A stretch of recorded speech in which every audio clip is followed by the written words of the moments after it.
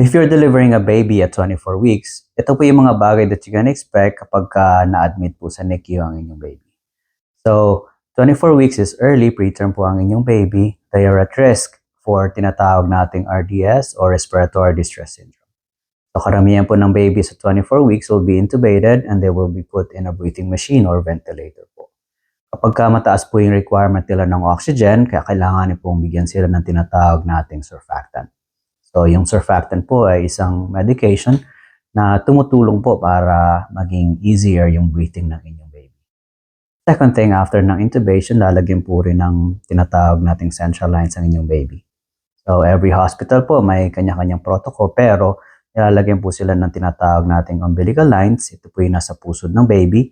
Meron po tayong tinatawag na arterial line and umbilical venous line. So dito po, ang mga linya na ito, kailangan po ito unang-una po sa blood sampling. So critical po kasi yung mga babies at 24 weeks, so kakailanganin po nating i-test ang mga dugo nila to check for infection, to check po yung ating settings rin kung nagre-respond ba yung baby sa breathing machine. And then, kakailanganin po na tinatawag nating TPN or nutrition. So, ang baby po at 24 weeks, critical po gaya ng nasabi ko, so kailangan po talaga nila ng mga central lines. Ang ibang ospital, naglalagay po agad sila ng tinatawag nating PICC line.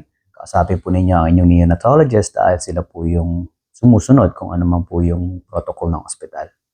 Ang inyo pong baby, kapag at risk for infection, sisimulan din po yan ng antibiotics. And depende po kung gaano kasakit yung baby, ay dun po magdidepende kung ang duration ba ng antibiotics would be shorter or kailangan po ng mas matagal.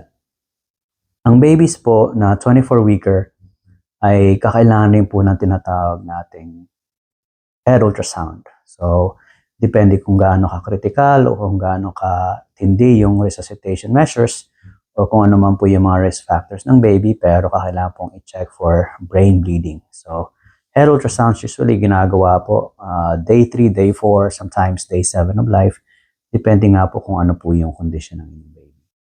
Ang mga babies po at 24 weeks ay at risk po sa tinatawag nating PDA or patent ductus arteriosus.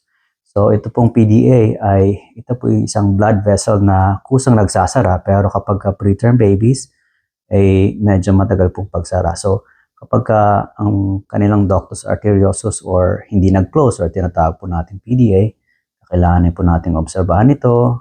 Mga babies po makikita natin mas mataas po yung kanilang oxygen requirement, at may mga babies po na kailangan talagang kausapin yung cardiology kung ano po yung magiging plano para sa PDA. Most of the time, nagsasara po, pero may mga measures po tayo sinusunod sa NICU para masigurado po natin na ito nga pong PDA ay magsasara. Ang mga babies at 24 weeks rin po ay at risk sa tinatawag nating NEC or infection doon po sa tiyan. Kaya nga po may mga sinusunod tayong feeding schedule dahil hindi naman po natin po pwedeng biglain yung pagpapakain sa baby na ganito. Ang mga babies at 24 weeks are also at risk sa tinatawag nating ROP. So, kausapin po ninyo ang inyong neonatologist dahil meron po tayong sinusunod na schedule kung kailan po yung first check ng mata ng inyong baby. So, ito po yung mga 24-weekers.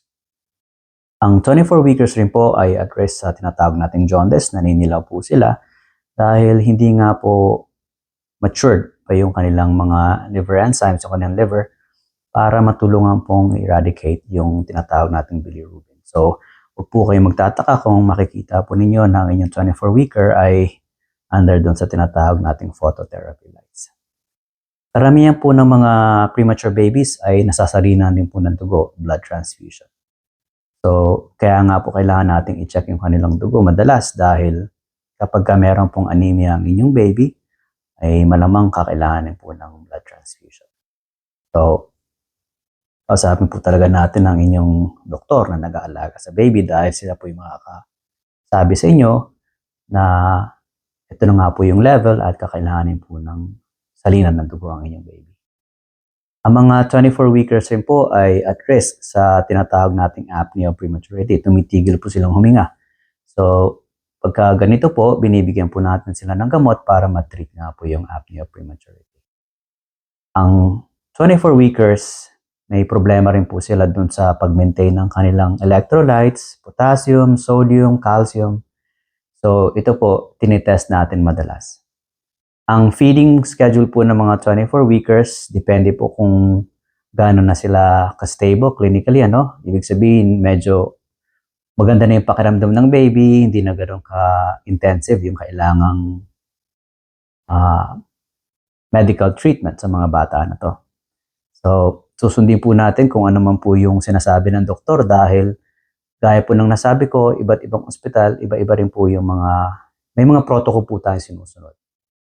So, ito po yung mga karamihan na may expect po natin sa isang 24-weeker. Siyempre, iba-ibang bata, iba-iba rin po yung kanilang medical management. Pero, ito po yung masasabi kong basic summary. Matagal po yung pag-stay sa NICU ng isang 24-weeker. So, kapag mas bata yung pagkaanak, mas matagal po sila nagsistay sa NICU dahil marami nga po sila mga milestones na kailangan pa pong i-overcome, and then mas marami po sila mga risk factors na katulad po ng infection especially. Yun lang po, magandang araw po sa inyong lahat at sana'y makausap po niyo palagi ang inyong doktor, ang inyong neonatologist dahil sila po yung nakakakita sa inyong baby at sila po ang nakakaalam kung ano pong dapat gawin sa inyo. Magandang araw po sa inyong lahat, mga nanay, mga